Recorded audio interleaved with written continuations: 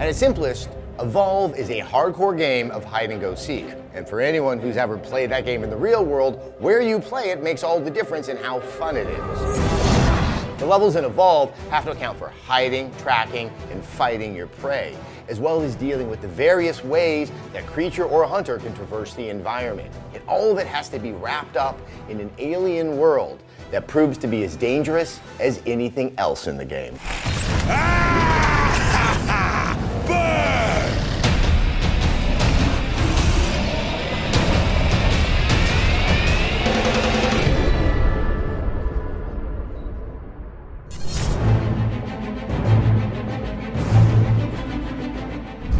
Obviously, a lot of attention has to be considered to like how a map works and how it sort of maintains the fun. But when you have varying traversal methods, be it monster or the jetpacks of the hunters, and the fact that there's really two stages of the game, one which is more like a hide and go seek, you're trying to stay away from each other, and one which is sort of combat.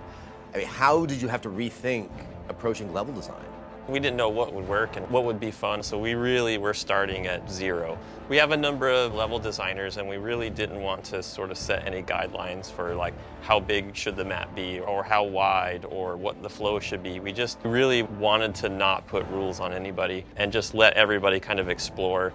There was a bunch of maps that we tried that won't ship with the game, but we learned from those. The first map that we did was enormous. It was like a little over half a kilometer. And we found very quickly that if a map's too big, they never find each other. And if a map's too small, they can't get away from each other, right? So there's this sort of fine balance, you know, that it really can only be figured out through playing the map over and over and over again, you know, how big a map needs to be. And then obviously the aesthetics of it have to then work within this sort of fantastic world. Say, you know, a more traditional shooter, you know, you're using kind of real world locations, but here you had to kind of make it work in a far more wild place. Just speaking of, you know, the art side, you know, because it's an alien planet, right? You don't really expect it to look just like Earth. You know, so initially we made all of our trees really weird, you know, that looked pretty much nothing like you'd ever see on Earth. And the odd thing that we found was that it made you uncomfortable to be there. Like, you know, we would have people say, is that gonna attack me? They weren't sure what the rules were. And so, you know, then that's where we started pushing it back towards a more Earth-like environment, right? Because that's comfortable, right? People immediately understand that, hey, I'm in a forest, and there are a certain set of rules that, you know, you apply to a forest. It's not really like any forest on Earth, but it's close, so I get it. You know, another aspect sort of movement, you know, once you do start engaging with the other side, that doesn't mean you want to do that in perpetuity for the rest of the match, that there is a desire to want to escape. Yeah, a forest environment was the first environment we built. We had these tall trees, but trees don't break your line of sight down low where the player's eye is. So we had to start making these really large bushes. And that worked, and we started building maps that way, and we said, okay, we figured it out. And then we went to go build desert. Desert doesn't have a lot of trees and bushes. And yes, we can use rocks, but you can only use so many rocks before the map starts to look weird. So the other thing was altitude changes. You know, we can have some small maps as long as there are different levels. You know, I can be 10 feet from the monster, but he could be on a ledge that's 20 feet above me and I don't notice him. And the terrain, there's never a flat spot in the terrain. And that just caused all kinds of problems. You know, anything from animations from a four-legged animal on uneven terrain. Now you're looking at IK systems to snap the feet to the uneven terrain, or you're looking at does he tilt when he goes up and down. And then our monsters climb. They can climb almost anything, right? So the climbing has to be able to handle an organic surface. You know, it's like one thing on the art side to want these really natural looking organic environments, and then on the tech side, you've actually got to go back and make all that stuff work.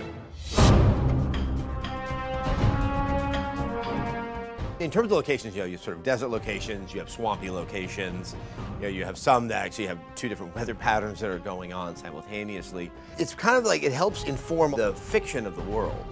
Did you guys talk a bit about the whys of the location and how it fit into the overall, I guess, narrative? You know, we really wanted the world to have that feeling of kind of isolation. So immediately that's like, okay, well, it's a colony planet. That's why it's relatively unpopulated, because you're on the farthest reaches of civilized space. And you know, so immediately you have that feeling of like, there's no way off this planet. The other thing is like, we've always really liked Westerns. So why not, you know, inject a little bit of that flavor? And I think as you run around the world, you see little bits of that Old West architecture that kind of harkens back to those days.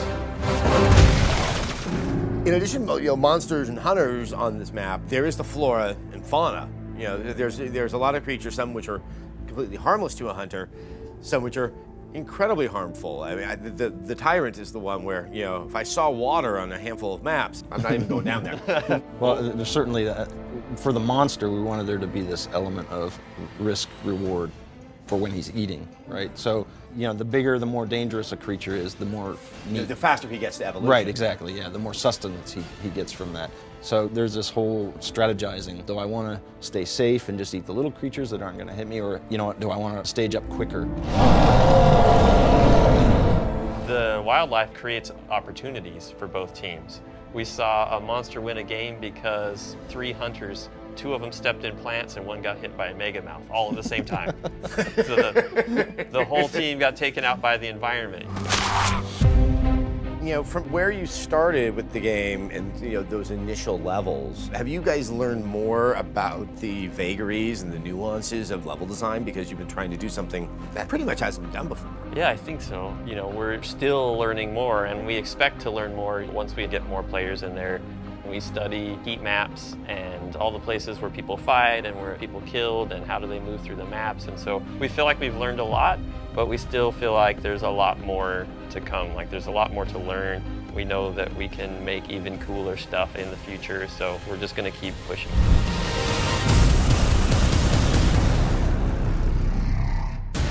The signature element of Evolve is the monster. What did you know, though, going in, what you had to do, A, to have an exciting monster and one that would be competitive inside of the game environment? From a visual standpoint, I think the initial goal was to come up with monsters that you'd never seen before, right? And so what we ended up with were some monsters that, as works of art, were really cool, but you would look at them and you didn't know what the hell you were looking at. You want to be attached to your character. The monsters are no different. Certainly when I'm playing as the monster, I feel like I'm the good guy and they're the bad guys, and of course vice versa.